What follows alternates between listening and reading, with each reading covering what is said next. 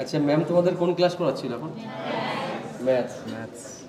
তো তোমাদের সামনে দেখতে পাচ্ছ একজন দাদা নীলেশ।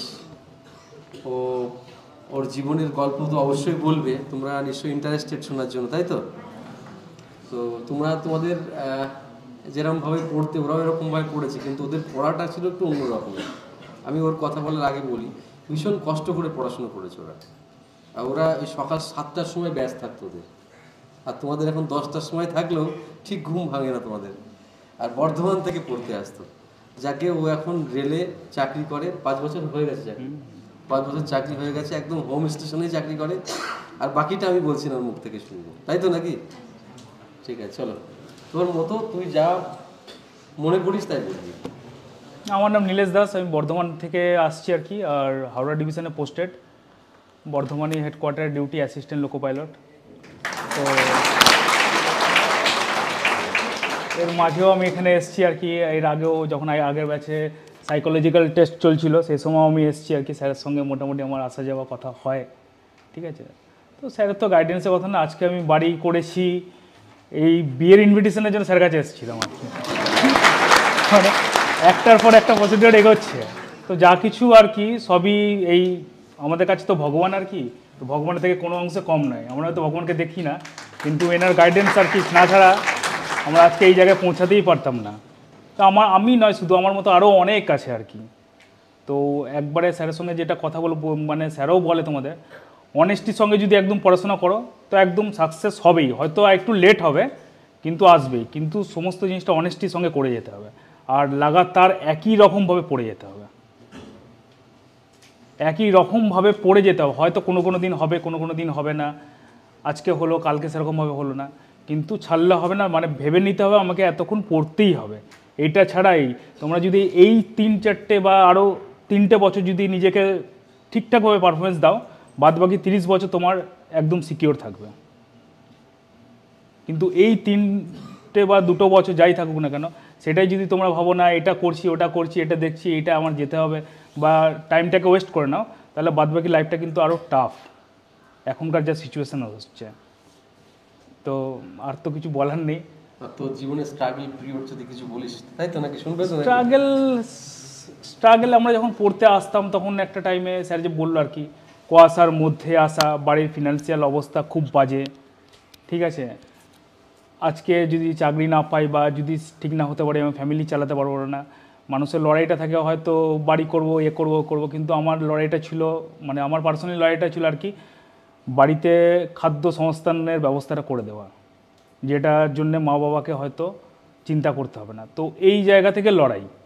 তো এখান থেকে ধীরে ধীরে অনেক পাস করেছি, কেটেছি, আবার পাস করেছি, টিসিএলও পাস করেছিলাম, আরআরবি রাঁচিতে হয়েছিল। এই রকমের মধ্যে দিয়ে কিন্তু করে গেছি একটা টাইম। আর স্যার সবসময় আমাদের ভরসা জুগিয়ে গেছে যে করে যা তোরা, আমি আছি। এটা হচ্ছে না, যেটা হচ্ছে না, নাম্বার পেলি না, সেই পয়েন্টগুলোকে নোট ডাউন করে পরের এক্সামে যেন ওই জায়গাগুলোকে ক্লিয়ার করে দিতে পারি, এই রকম জায়গা থেকে লড়ে গেছি। তো ব্যাস আর কি, এই রকম করেই আস্তে আস্তে এগিয়ে যেতে, সামনে আরও লাইফ ওয়াইড আর কি। তো ফোকাসটা, টার্গেটটা ঠিক রাখতে হবে, আর পড়াশোনার আর কোনো ব্যতিক্রম নেই, শুধু একই রকমভাবে পড়ে যেতে হবে। হবেই, হয়তো লেট হবে কিন্তু হবে। আচ্ছা, আমি একটা কোশ্চেন জিজ্ঞেস করছি, অনেকেরই কোশ্চেন, লোকো পাইলট জীবন কেমন লাগছে তোর? মানে এটা লোকো পাইলট অন্য অন্য অনেক চাকরি আছে, ঠিক আছে, লোকো পাইলটের থেকে ভালো, কিন্তু লোকো পাইলটের চাকরির এমন একটা জিনিস যেটা হতে কোনো দিন বোর হবে না। রোজ একটা ইনথিউ থাকে আর কি, যে আজকে এরকমভাবে চলছে, কালকে ওই রকম ওইখানে যাচ্ছি, গাড়ি স্পিড 100, 110, 130, ঠিক আছে। তো একদম মানে প্রতিটা দিন আর কি আলাদা রকমভাবে ডিউটি কাটে। কোনো দিনের সঙ্গে কোনো ডিউটি, কোনো মানে আজকে কালকে একরকম কাটলো ওই রকমই আজকে হবে এরকম নয়। প্রতিটা লোক চেঞ্জ, প্রতিটা টাইমিং চেঞ্জ, প্রতিটা লোকের সঙ্গে আলাদা আলাদাভাবে প্রতিদিন আলাদা লোকের সঙ্গে মিট হয়। আর রোজ আর কিন্তু যখন সবাই আর কি রাত্রে ঘুমাবে, তুমি 2টোর সময় যাবে ডিউটি, সেটাকে নিয়ে নিতে হবে মজা, ঠিক আছে। তো এরকম আর কি লাইফ, মানে বোর হবে না লোকো পাইলটের ডিউটি। আর বাকি অন্য চাকরির থেকে স্যালারিও অনেকটা বেশি, ঠিক আছে। তুমি যদি অনেস্টলিভাবে আর কি চাকরি করো আর কি ঠিকঠাকভাবে, তো বাদ বাকি তোমাকে ফিরে তাকাতে হবে। স্যালারিটা কিরকম ভাবে হিসেব করিস তোরা? মূল বেতন তার সঙ্গে রানিং অ্যালাউন্স, হ্যাঁ, মাইলেজ থাকে, কি কি মূল থাকে? বেতন আজকে এর নেই, আজকে আমার মোটামুটি 5 বছর প্লাস চলছে, তো মোটামুটি আমি মাইনে বলতে হবে না, থাক মাইনে। ঠিক আছে, মানে আচ্ছা বলছি স্যার আমি কি করে ওটা বলবো? হ্যাঁ, না না, কি কি সুবিধাগুলো পাস? আচ্ছা, মানে যে লোকো পাইলটে কি, মানে কোথায় কি রকম সুবিধা আছে? হ্যাঁ, লোকো পাইলটের রানিং অ্যালাউন্স বা এই সমস্ত ব্যাপার। হ্যাঁ, রানিং অ্যালাউন্স আছে, কিলোমিটার অ্যালাউন্স আছে, মোটামুটি ভালো কিলোমিটার অ্যালাউন্স, ঠিক আছে। তারপরে 1 কিলোমিটারের জন্য কত টাকা? 1 কিলোমিটারের জন্য এখন মনে হয় স্যার 4 টাকার কিছু দেয়। 4 টাকা। তা কত কিলোমিটার ধরা হয় রোজ? তো মোটামুটি অ্যাভারেজ পার ডে 120 কিলোমিটার, ঠিক আছে। এক্সট্রা টাকা, এবার মেল এক্সপ্রেস যদি হয়ে যায় তাহলে সেটা হয়ে যাবে পার ডে 400 কিলোমিটার। এটা এক্সট্রা টাকা, ঠিক আছে। মানে মান্থলি তোমার যদি ঠিকঠাকভাবে হয় তাহলে মোটামুটি 8,000 কিলোমিটার এক্সট্রা।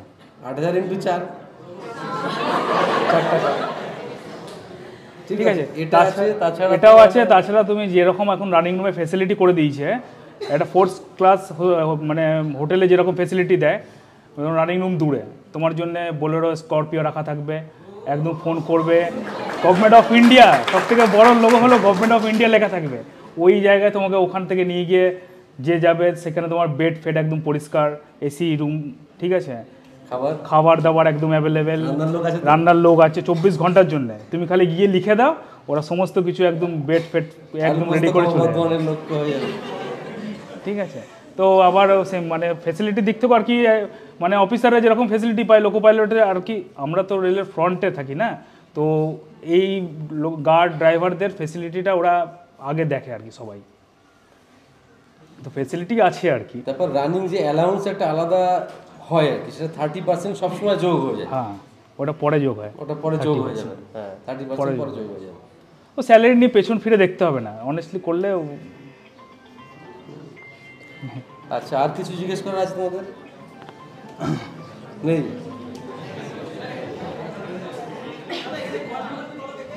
হ্যাঁ, অ্যাভারেজ নাম্বার কি আর মনে আছে? মানে সবসময় হয়তো কম টম পেতাম, টপার ফপার কোনো দিন হয়নি, লাস্টের দিক থেকে কাউন্টিং হতাম। ওরা এরকম রিল্যাক্সে বসতো না, ওদের গায়ের উপরে মানে পেজ গায়ের উপরে লিখতে হতো, এত টাফ ছিল ওদের সময়, মানে এত। আমরা যখন পড়তাম তখন উপরে পড়তাম স্যারের, আর উপরে একদম সেই গরমের একদম চৈত্র মাসের গরম, আর বসার জায়গা ছিল না, এই রকম করে বসে খাতাটা এখানেই থাকতো, খাতা স্যার কাউকে নিচে রাখতে দিত না, খাতা খুলে থাকবে, ওরকম করে লিখতাম। অনেক তখন ছিল আর কি, মানে এখন তো অনেক ভালোভাবে পড়াশোনার স্কোপ বা অনেক বড় জায়গা নিয়ে। আচ্ছা, তখনকার স্টুডেন্টের সঙ্গে এখনকার স্টুডেন্ট ডিফারেন্স কিছু দেখতে? হ্যাঁ, ডিফারেন্স আছে স্যার। যেমন আগেকার স্টুডেন্টদের একটা চার্মিং, মানে অ্যাগ্রেসিভ থাকতো, স্যার যদি বলতো এমনি করে ওকে শুনতো, ঠিক আছে, এই ব্যাপারটা একটু কম দেখছি স্যার আমি। এখন অনেকটাই কিরকম, মানে যে গা ছাড়া পাওয়া, এদের সুবিধা আছে, এরা অনেক। এটা কি ভ্যাকেন্সি নয়? না না, এরা অ্যাকচুয়ালি এরা তপবনকে বেশি ভালোবাসে, মানে যদি বেশি ভালোবাসে কি হয়, তাহলে এরা অনেকদিন থাকবো বলে কম করবো, ঠিক আছে, এইটা আর কি, আর কিছু না। এরা আমাদের পরম বন্ধু, এরা মানে এরা না থাকলে আমাদের চলবে না, তো না না স্যার, এখান থেকে আজকে বসে আছো তোমরা, একটা টাইমে দেখবে একটা বড় ভ্যাকেন্সি বেরো, অনেস্টলি যদি থাকো, তো অনেস্টলি থাকলে লাস্ট অবধি টিকবে, ঠিক আছে। তো দেখবে ও পাচ্ছে, ওর পাশে ও পাচ্ছে, ওর পাশে ও পাচ্ছে, মানে পরপর এইটুকু জায়গার মধ্যে দেখবে সবাই পেয়ে যাচ্ছে। যদি বলে স্যার কারা কারা পাওনি হাত তোলো, তো এখান থেকে খুব কমই হাত উঠবে, লাস্ট অবধি এরকম জায়গায় যায়, এটা আমাদের নিজের দেখা।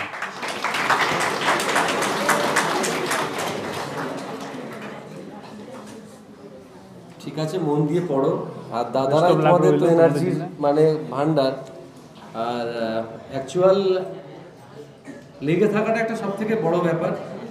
আর ওই যে বললাম, যদি বেশি তপবনকে ভালোবাসো তাহলে কম পড়বে, আর যদি কম ভালোবাসো তো বেশি পড়ে তাড়াতাড়ি বেরিয়ে যাও এখান থেকে। এমনকি ট্রেনে যেতে যেতেও আমাদের এখানকার স্টুডেন্টদের একটা গুণ ছিল, আমরা যাওয়া আসা করতাম, ট্রেনে যেতে যেতেও স্যার যদি কোনো দিন দেখে নিত যে কেউ মানে চুপচাপ বসে আছে, ব্যাচে তো এসে বলতোই, আমরা দেখতাম ম্যাক্সিমাম স্টুডেন্ট আমাদের সময় যারা পড়তো, ট্রেনে ওঠার সঙ্গে সঙ্গে আর ঝোলা ব্যাগ নিয়ে আসতাম আমরা, বলতো বাড়ির কাউকে, মানে আশেপাশে লোক যেন জানতে না পারে যে কোথায় যাচ্ছিস তুই, ঝোলা ব্যাগ নিয়ে পড়তে আসতাম।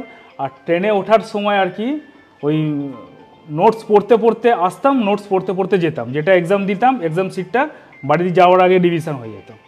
এরা তো খুলেই দেখে না আমার মনে হয়। হ্যাঁ, এটা করে নাও, তারপর এটার বেলা আমি আবার আসবো। না স্যার কি ঠিক আছে ঠিক আছে, বেস্ট অফ লাক, সবাই ভালো থাকবে আর কি, কি বলবো। ঠিক আছে, আর বিয়েটা ভালো করে কাটুন কেউ। আমাকে ভালো বিয়েতে যাচ্ছি তাহলে। পরে দেখালাম ম্যাডাম ক্লাস